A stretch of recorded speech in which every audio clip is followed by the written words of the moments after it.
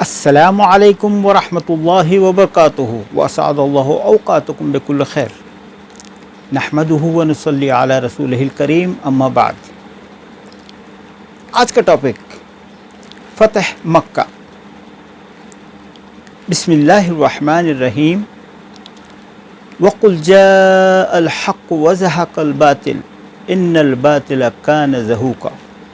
صدق اللہ العظیم و صدق رسولہ الکریم۔ سورۃ الاسراء 81 آیا۔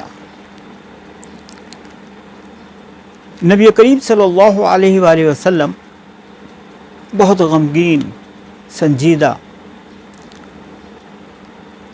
کعبۃ اللہ شریف کی طرف منہ کر کے کھڑے ہیں اور رات کی تاریکی ہے، اندھیرا ہے، اور آپ بوجھل دل سے کعبۃ اللہ شریف کی طرف دیکھتے ہیں اور فرماتے ہیں اے بقعۃ الارض، وہ بقعۃ الارض، وہ جگہ زمین اس دنیا میں جو میری آنکھوں کو سب سے زیادہ بھاتی ہے، جسے میں بہت پسند کرتا ہوں، آج مجھے یہ شہر جسے ام القریٰ کہتے ہیں چھوڑنا ہوگا۔ میں ہرگز نہیں چاہتا کعبۃ اللہ شریف کو، مکہ مکرمہ کو چھوڑنا، لیکن جانا ہوگا۔ آپ کے ساتھ میں حضرت ابوبکر صدیق رضی اللہ تعالی عنہ اور حضرت علی کرم اللہ وجہ ہیں۔ آپ پلان سیٹ کرتے ہیں اور حضرت علی کرم اللہ وجہ الکریم کو اپنے بستر مبارک پر بھیج دیتے ہیں۔ حضرت علی کرم اللہ وجہ الکریم آپ کے بستر مبارک پر تشریف فرما ہیں اور حضور صلی اللہ علیہ وسلم حضرت ابوبکر صدیق عبداللہ ابن قحافہ مکہ مکرمہ سے روانگی کرتے ہیں مدینہ منورہ کی طرف، جسے ہم ہجرت کہتے ہیں، اور آپ بار بار کعبۃ اللہ شریف کی طرف اپنا رخ انور کرتے ہیں اور غمگین دل میں دکھ لے کر کے آپ وہاں سے نکل رہے ہیں۔ آپ کعبۃ اللہ شریف کی طرف فرماتے ہیں کہ اگر مجھے ان کفار قریش نے پریشان نہ کیا ہوتا، آپ کو جو تعذیب آپ کے جسم مبارک کو، آپ کے سر مبارک کو کبھی پتھر مارا جا رہا ہے، کبھی آپ پر تھوکا جا رہا ہے، اور کبھی آپ کی گردن مبارک کے اندر کپڑے کا پھندا ڈال کر کے آپ کو، جسے ہم پھانسی کہتے ہیں، اس طریقے سے ایک عمل کیا جا رہا ہے، ہر طریقے سے آپ پر ظلم و تشدد کی بوچھار ہو رہی ہے، کوئی آپ پر تھوک رہا ہے، کوئی آپ کو ساحر کہہ رہا ہے، کوئی آپ کو کذاب کہہ رہا ہے، ہر طرف سے، چاروں طرف سے آپ کو پریشان کیا جا رہا ہے۔ آج وہ دن آ گیا کہ آپ کو مکہ مکرمہ چھوڑنا پڑا، اور آپ اور حضرت ابوبکر صدیق رضی اللہ تعالیٰ عنہ مدینہ منورہ کی طرف تشریف لے جاتے ہیں۔ آپ مدینہ منورہ پہنچتے ہیں، وہاں کے لوگوں کو آپ کے آنے کی آمد جب معلوم ہوتی ہے تو سارے لوگ خوش ہو جاتے ہیں، بچیاں، عورتیں، مرد، سب لوگ، کوئی نخیل کھجور کے پیڑ پر چڑھا ہے، کوئی اپنی چھت پر چڑھا ہے اور گا رہا ہے طلعت البدر علینا، اللہ اکبر، آپ کی شان کے اندر قصیدے گائے جا رہے ہیں۔ حضور صلی اللہ علیہ وآلہ وسلم مدینہ منورہ میں قیام کر رہے ہیں، اور اسی طریقے سے وقت گزرتا جا رہا ہے۔ سن 2 ہجری میں حضور صلی اللہ علیہ وآلہ وسلم بدر کے لیے روانہ ہوتے ہیں، 313 آدمیوں کا لشکر لے کر کے، لشکر جرار، اور اللہ تعالیٰ کی طرف سے آپ کے لیے 1000 فرشتے نازل ہوتے ہیں، اور اسلام کی پہلی جنگ آپ جیت جاتے ہیں۔ سب سے پہلا جنگ بدر، پھر غزوہ احد، خیبر، اسی طرح سے وقت کا پہیہ آگے بڑھتا رہا اور 8 سال نکل گئے، فتوحات پر فتوحات ہو رہی ہیں۔ حضور صلی اللہ علیہ وسلم اپنے ریپرزینٹیٹیوز کو مکہ مکرمہ بھیجتے ہیں، ان کے ساتھ میں ایک پیکٹ ڈیل کرنے کے لیے، ایک صلح نامہ کرنے کے لیے، جسے ہم صلح حدیبیہ کہتے ہیں۔ باقاعدہ اس کے اوپر سائن ہوتے ہیں، دستخط ہوتے ہیں۔ پھر جب 8 سال کے بعد میں حضور صلی اللہ علیہ وسلم کچھ لوگوں کو مکہ مکرمہ بھیجتے ہیں، 23 لوگوں کو، جب وہ جاتے ہیں اور کفار قریش سے کہتے ہیں کہ حضور صلی اللہ علیہ وسلم نے ہم کو بھیجا ہے، تو وہ ان کو پکڑ کر درندگی کے ساتھ قتل کر دیتے ہیں، سب کو مار دیتے ہیں، 23 لوگ۔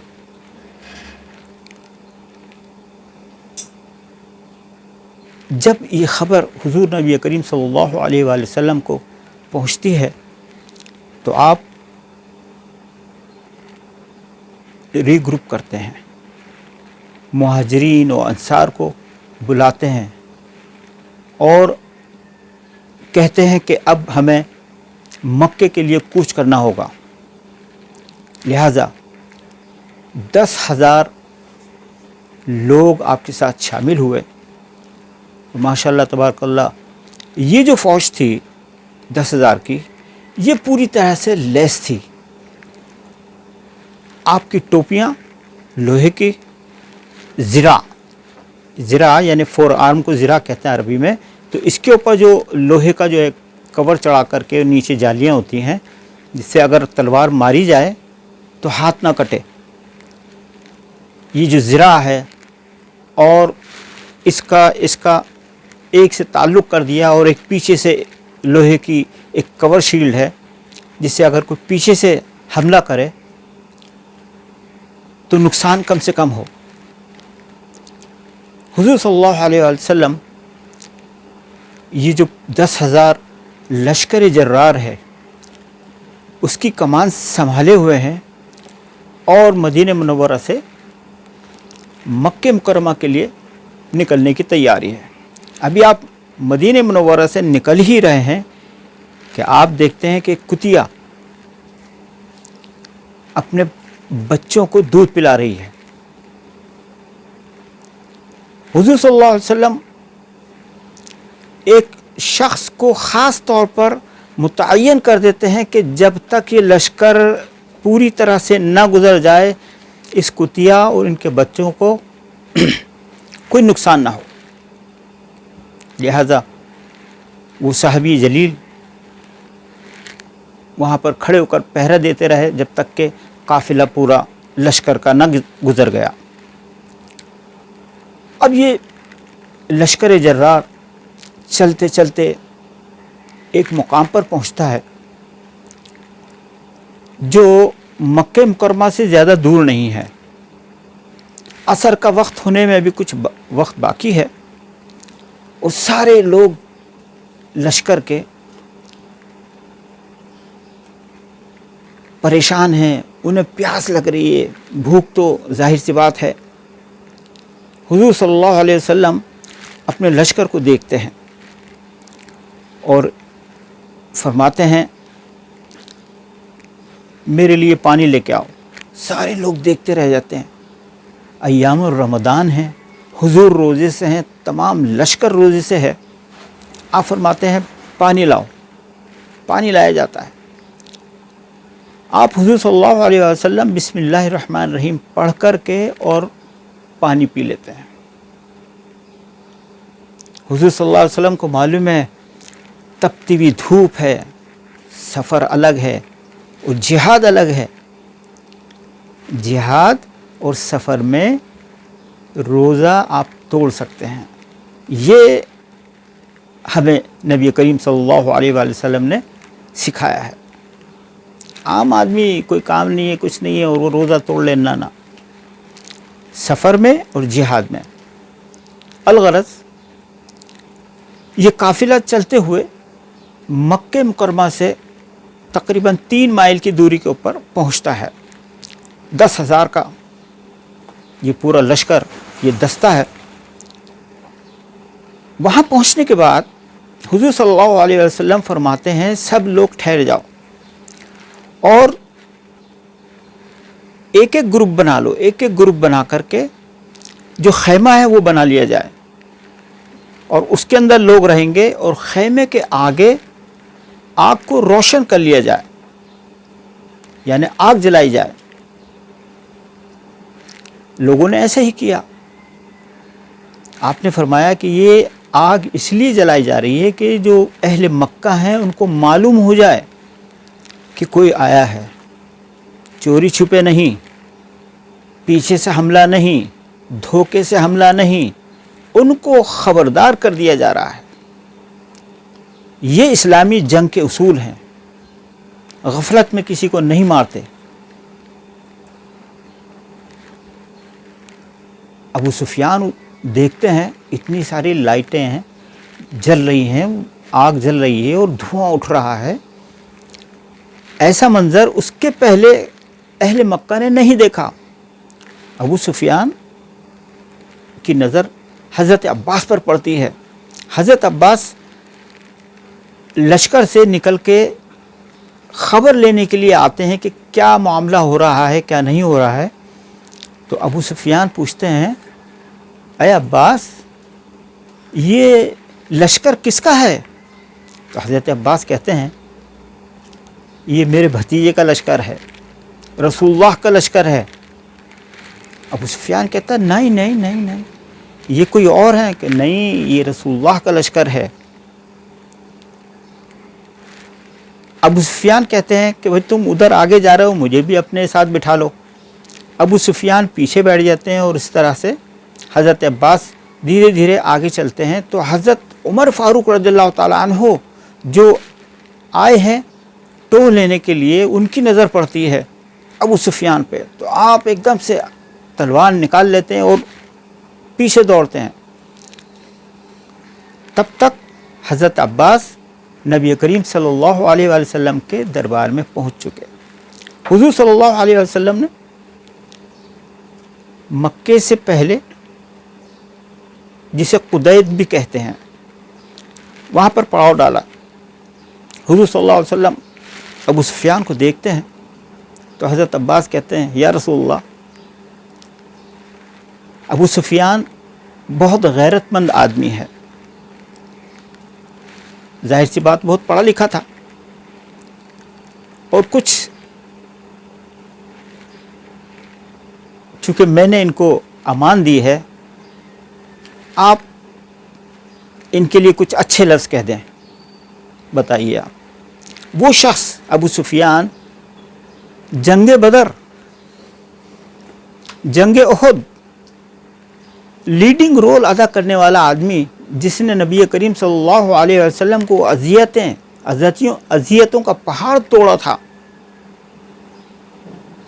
کتنے رشتہ داروں کو اس نے قتل کروایا تھا، کتنی پریشان زندگی ہوئی تھی رسول اللہ صلی اللہ علیہ وسلم کی، باوجود اس کے آپ ابو سفیان کی طرف دیکھ کر کے مسکراتے ہیں۔ تو حضرت عباس حضور کو دیکھتے ہیں، حضور کہتے ہیں ایک فرمان جاری کیا جائے کہ جو لوگ اپنے اسلحہ کو رکھ دیں گے، یعنی سرنڈر کر دیں گے، ان کو اسلام کی امان میں ملے گی۔ جو لوگ اپنے گھروں میں رہیں گے، دروازہ بند کر لیں گے، وہ بھی اسلام کی امان میں رہیں گے۔ جو لوگ کعبۃ اللہ شریف کے اندر داخل ہو جائیں گے، انہیں بھی اسلام کی امان ملے گی۔ بعد ازیں حضور صلی اللہ علیہ وسلم فرماتے ہیں کہ جو شخص ابو سفیان کے گھر میں جائے گا، اسے بھی امان ملے گی، یعنی اسے کوئی قتل نہیں کرے گا، اسے مارے گا کوئی نہیں۔ تو یہ 4 چیزیں آپ نے رکھی۔ ابو سفیان حضور صلی اللہ علیہ وسلم کو دیکھ رہے ہیں، اتنے کٹر دشمن ہیں حضور کے، اور حضور ان کے ساتھ میں، چونکہ آپ رحمت العالمین ہیں، تمام عالم کے اللہ تعالیٰ نے رحمت کرنے والے بھیجے ہیں، تو آپ کیسے ظالم ہو سکتے ہیں؟ حضور صلی اللہ علیہ وآلہ وسلم لشکر کے تمام لوگوں سے خطاب کرتے ہیں اور کہتے ہیں آگے بڑھا جائے۔ اب حضور صلی اللہ علیہ وآلہ وسلم کے چاروں طرف لشکر کے لوگ ہیں، اور آپ کے نزدیک تر لوگوں میں حضرت بلال ہیں، حضرت ابوبکر صدیق ہیں، اور اس طریقے سے آپ جنت المعلیٰ کے نزدیک جا کے فائنل پڑاؤ ڈالتے ہیں، اور وہاں پر جھنڈا گاڑ دیا جاتا ہے۔ حضور صلی اللہ علیہ وآلہ وسلم کی جو سب سے چہیتی اونٹنی ہے جس پر آپ سفر کرتے ہیں، اس کا نام ہے کسوہ۔ کسوہ لفظ سے میں آپ کو ایک اور بات بتاتا چلوں کہ کعبۃ اللہ شریف کا جو غلاف ہے، کالے رنگ کا جو آپ دیکھتے ہیں آج کل مخمل کا، اور اس کے اوپر کام کیا ہوا ہے، اس کو کسوہ کہتے ہیں۔ تو حضور صلی اللہ علیہ وآلہ وسلم نے اپنی اونٹنی کا نام غلاف کعبہ پر رکھا، یعنی غطاء الکعبہ، غلاف کعبہ، جس سے کعبۃ اللہ شریف کو کور کرتے ہیں۔ آپ کی جو ڈریس تھی اس میں آپ امامہ تھا کپڑے کا، جو سیاہ رنگ، کالے رنگ کا، اور یہ کپڑا یمن کا، تو یمنی سیاہ رنگ کا امامہ آپ پہنے ہوئے تھے۔ اور آپ جب مکہ مکرمہ میں تشریف داخل ہو رہی ہیں آپ کی اونٹنی، تو آپ جیسے دوسرے بادشاہ اور سمراٹ اور ملوک جو ہے وہ کیا کرتے ہیں، اپنے طاقت کا اور اس کا اظہار کرتے ہیں، اور تکبر و گھمنڈ و غرور کا مظاہرہ کرتے ہیں۔ حضور صلی اللہ علیہ وسلم نے ایسا نہیں کیا۔ آپ بہت ہی صاف ستھرے طریقے سے، جو سیڈل ہوتا ہے، کاتھی جسے کہتے ہیں، یعنی اونٹ ہے، اس کے اوپر ایک لکڑی کا سیڈل ہوتا ہے، اس کے اوپر تشریف فرما ہے، داخل ہو رہے ہیں آپ کعبۃ اللہ شریف میں، حرم کے اندر، حرم مکی میں۔ اور جب آپ داخل ہو رہے ہیں تو آپ اپنی چھڑی مبارک سے حجر اسود کو بوسہ دیتے ہیں، اور آپ اونٹنی پر ہیں کسوہ، اور آپ پکارتے ہیں کہاں ہیں بلال، بلال حبشی۔ وہ آتے ہیں، حضور فرماتے ہیں یا بلال چڑھو اوپر، کعبۃ اللہ شریف کے اوپر چڑھو۔ وہ اوپر جاتے ہیں تو حضور فرماتے ہیں ظہر کا وقت ہو گیا ہے، اذان دیجیے۔ حضرت بلال حبشی اذان کے لیے کھڑے ہو جاتے ہیں۔ حضور طواف کر رہے ہیں، حضور جدھر جدھر جا رہے ہیں، حضرت بلال حبشی اپنا رخ، اپنا منہ ادھر کی طرف کر رہے ہیں۔ اذان شروع ہو رہی ہے کہاں سے؟ جہاں پر حجر اسود ہے، پھر وہاں سے آگے چلیں آپ، جو گوشہ ہے، جو رکن ہے ابراہیم خلیل اللہ کا، اس کے بعد میں رکن شامی ہے، پھر اس کے بعد میں رکن یمنی ہے، تو ایسے 4 رکن ہیں۔ تو آپ جب حضور صلی اللہ علیہ وسلم حجر اسود کی طرف ہیں تو آپ کی طرف رخ کر کر کے حضرت بلال حبشی اذان دے رہے ہیں، اور آپ جیسے ہی آگے بڑھ رہے ہیں مقام ابراہیم کی طرف، تو حضرت بلال اپنا رخ حضور کی طرف کر لیتے ہیں، اور جب آپ رکن شامی اور اس کے بعد میں رکن یمنی پہ جاتے ہیں تو آپ کا رخ ادھر ہوتا جاتا ہے، جدھر جدھر حضور چلتے جا رہے ہیں آپ کا اذان دیتے وقت رخ ادھر ادھر ہوتا جا رہا ہے۔ اللہ اکبر، اللہ اکبر۔ حضور نبی کریم صلی اللہ علیہ وآلہ وسلم مکہ مکرمہ کعبۃ اللہ شریف میں، کعبۃ اللہ کے اطراف میں جو 360 مورتیاں تھیں، اسٹیچیوز تھے، ان کو آپ اپنی چھڑی مبارک سے ایسے ٹھوکر مارتے اور گرا دیتے اور توڑ دیتے۔ تمام اطراف کے اندر جب ان مورتیوں کا، ان اسٹیچیوز کو توڑا جا چکا تو پھر آپ کعبۃ اللہ شریف کے اندر داخل ہوئے اور جا کے تمام جو اسٹیچیوز تھے، جو صنم تھے، ان سب کو باہر پھینکوایا، توڑا، اور پھر حضور صلی اللہ علیہ وآلہ وسلم نے ہر گوشے میں، یعنی ہر کارنر پہ انسائیڈ پہلے تکبیر بولی، اللہ اکبر اللہ اکبر اللہ اکبر اللہ اکبر اشہد ان لا الہ الا اللہ، پوری تکبیر، اور 2 رکعت نماز ادا کری۔ پھر اگلے گوشے میں گئے، وہاں پہ بھی تکبیر بولی، پھر آپ نے 2 رکعت، اور پھر تیسرے گوشے میں، چوتھے گوشے میں، اس طریقے سے آپ نے وہاں سے جب آپ باہر تشریف لائے تو آ کر کے آپ نے یہ اعلان کیا کہ تمام کفاران قریش جمع ہو جائیں۔ سارے لوگ جمع ہو گئے اور وہ تھر تھر تھر تھر کانپ رہے ہیں کہ اب ڈیکیپیٹیشن کا آرڈر نکلے گا، یعنی سر کاٹنے کا حکم ضرور جاری ہوگا۔ حضور صلی اللہ علیہ وآلہ وسلم ان سب کو دیکھ کے مسکرا رہے ہیں، فرما رہے ہیں انتقام نہ، سب کو عفو عام، آپ لوگوں کو پریشان ہونے کی ضرورت نہیں ہے، ٹینشن لینے کی ضرورت نہیں ہے۔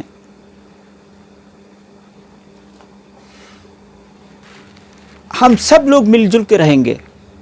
بتائیے آپ، پوری سلطنت آپ کے ہاتھ میں ہے، آپ چاہتے تو جو کر سکتے تھے، آپ کو روکنے والا کوئی نہیں تھا۔ لشکر جرار 10,000 روپے اللہ تعالیٰ کی حکمت عملی اور تمام باتیں ہونے کے باوجود آپ بہت سکون سے، پیار سے ان سے کہہ رہے ہیں کہ سب کو عفو عام، یعنی سب کو معاف کیا گیا۔ حضور صلی اللہ علیہ وآلہ وسلم کو وہ تمام باتیں یاد آ رہی ہیں کہ کس طرح سے کفار قریش نے آپ پر بوچھار کی ہوئی ہے، دشمنی کی، ظلم و ستم کی۔ آپ کو وہ بات بھی یاد آ رہی ہے کہ آپ کی بیٹی حضرت بی بی زینب سلام اللہ علیہا جب آپ اونٹنی پر سوار تھی تو کوئی نیزہ مار کر کے آپ کو اونٹنی سے گراتا ہے اور ان کا حمل ضائع ہو جاتا ہے۔ آپ کو سب باتیں یاد ہیں۔ تمام مجرمین کفار قریش تھر تھر کانپ رہے ہیں اور یہ سوچ رہے ہیں کہ اب ہماری بستیوں کو تہس نہس کر دیا جائے گا، ہمارے بیوی بچوں کو مار دیا جائے گا، ہماری لاشوں کو کتوں، بلیوں، چیل کووں کو لٹایا جائے گا اور ہمارا وجود ختم کر دیا جائے گا۔ لیکن نبی کریم صلی اللہ علیہ وآلہ وسلم رحمۃ للعالمین نے ایسا نہیں کیا، نہ کسی کا سر کاٹا، نہ تلوار کا سہارا لیا، سب کو معاف کر دیا۔ یہ زمین، یہ چاند، یہ ستارے، یہ آسمان، یہ سورج، یہ پیڑ اور یہ پودے اس بات کی گواہی دیتے ہیں کہ حضور نبی کریم صلی اللہ علیہ وآلہ وسلم پر کتنا ظلم و ستم ہوا، لیکن آپ نے اس ظلم و ستم کا بدلہ ظلم و ستم سے نہیں دیا، آپ نے سب کو معاف فرما دیا۔ اور یہی بیوٹی ہے اسلام کی۔ اسلام یعنی پیس اینڈ ٹرانکویلٹی، اسلام کا مطلب ہی یہی ہے۔ ہمیں بھی یہ چاہیے کہ اگر کوئی غیر مسلمان پر ظلم و تشدد کرتا ہے،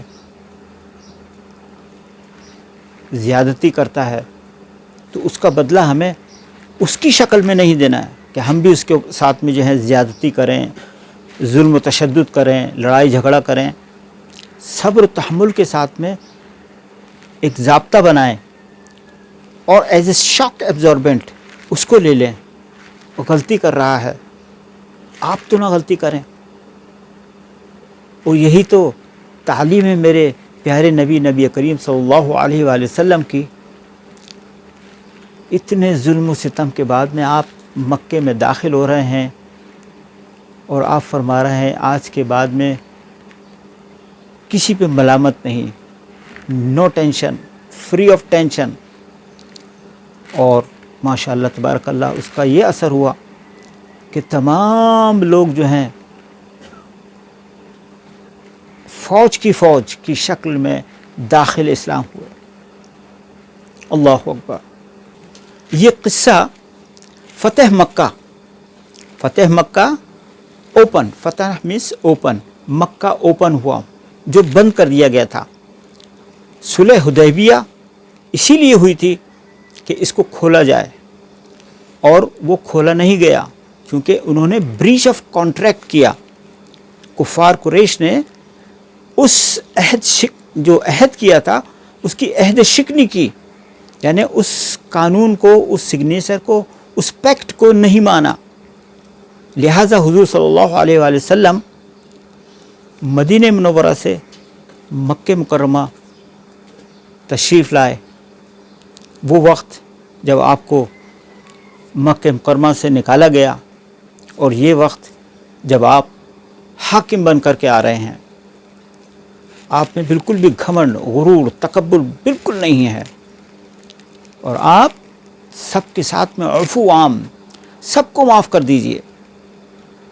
چاہتے تو بہت کچھ کر سکتے تھے، لیکن نہیں، چونکہ ہمارے پیارے نبی کریم صلی اللہ علیہ وآلہ وسلم رحمت للعالمین جو تھے۔ وصلی اللہ تعالی علی خیر خلقہ ونور عرشہ واہل بیتہ اجمعین برحمتک یا ارحم الراحمین۔ والسلام علیکم ورحمۃ اللہ وبرکاتہ۔